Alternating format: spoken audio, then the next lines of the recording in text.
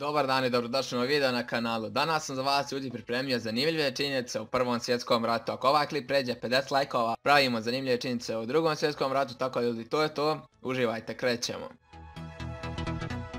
Njemci su bili prvi koji su u ovom sukobu koristili bacača plamena, a koji su plamen bacali i na daljinu od 40 metara.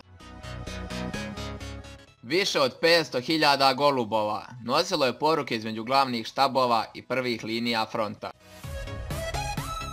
Bilo je preko 35 miliona civilnih i vojnih žrtava u Prvom svjetskom ratu, preko 15 miliona je poginulo, dok je 20 miliona ljudi bilo ranjeno. Sjedinjene Američke Države. Prvi svjetski rat koštao je gotovo nevjerovatnih 30 milijardi dolara. Rusija je mobilizovala najveću vojsku u Prvom svjetskom ratu, oko 12 miliona ljudi. Više od 3/4 je poginulo, bilo ranjeno ili nestalo. Britanci su svoje tenkove kategorizovali kao muške i ženske. Muški tenkovi su imali topove, dok su ženski imali mitraljeze, a prvi britanski tank je mogao da ide brzinom od 4,8 km/h. Velika Berta je bila njemačka haubica, teška 48 tona, koja je ime dobila po supruzi svog izumitelja, Gustava Kruppa. Mogla je da ispaljuje granate, teške skoro tonu, na daljinu od 15 km. Međutim, bilo je potrebno 200 ljudi da je sklopi za 6 sati. Njemci su imali 13 ovakvih megatopova.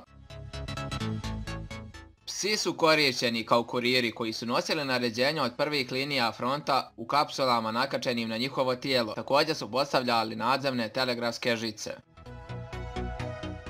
Mnogi Amerikanci se nisu slagali sa time što njihova zemlja odbija da uđe u rat, pa su ratovali u francuskoj legiji stranaca i odlazili u britanske i kanadske vojne redove. Francuska, a ne Njemačka, bila je prva zemlja koja je u ovom konfliktu upotrijebila bojni otrov avgusta 1914. godine. Njemci su to uradili januara 1915. godine protiv Rusa. To bi bilo to ljudi što se tiče ovoga klipa. Ja se nadam da vam se klip svidio i da ste naučili neke nove stvari. Možda i napravimo drugi dio što se tiče ovih zanimljivih činjenica u Prvom svjetskom ratu, pošto ih ima stvarno previše. Tako da to je to, ne zaboravite lupite like, da me zapratite na Instagram, da se subscribe-ete na kanal, pritisnite zvonce i sada slijede pozdravi, uživajte mi. Ok ljudi moji, evo nas u pozdrav, znači još uvijek sam bolestan, kašljem, znači bukvalno...